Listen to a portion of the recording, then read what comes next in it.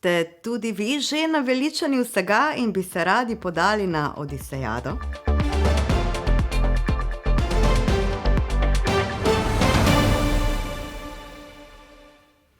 Pozdravljeni v Evropskih novicah, ki pravzaprav niso novice, zadeve pa razpravljamo v stoje.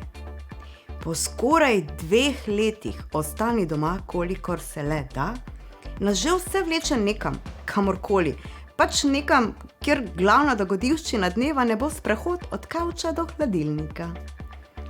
Odločila sem se, da vas v tej sezoni ne bom morila s težkimi besedami, ampak vas bom popeljala na Odisejado po državah Evropske unije. Države bomo spoznavali tako, kot spoznavamo ljubezen. Skozi želodec. Kaj točno to pomeni, pa naj zaenkrat ostane skrivnost. Da pa bo v novicah vse nekaj novičarskega, vam lahko povem nekaj o pobudi Discovery EU. To je pobuda v okviru Erasmus Plus programa, ki bo med marcem letos in februarjem prihodnjega leta omogočila skoraj 61.000 mladim, starih od 18 do 20 let, da se bodo lahko z brezplačno vozovnico podali na dogodivščino po Evropski uniji.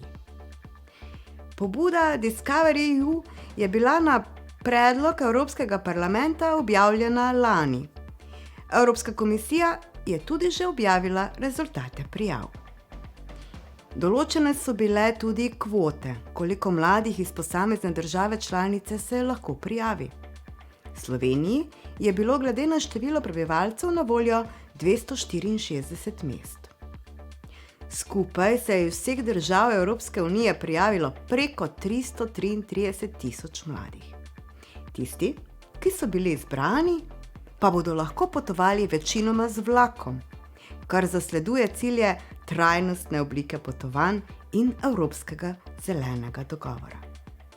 Uporabili bodo lahko tudi avtobuse, trajekte, izjemoma pa tudi letalo, tam kjer druge možnosti ne bo na voljo.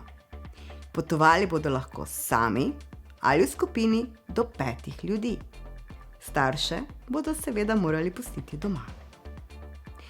Kot vemo, so razmere zaradi pandemije COVID-19 še vedno nepredvidljive. Zato bodo potnikom na voljo prilagodljive rezervacije.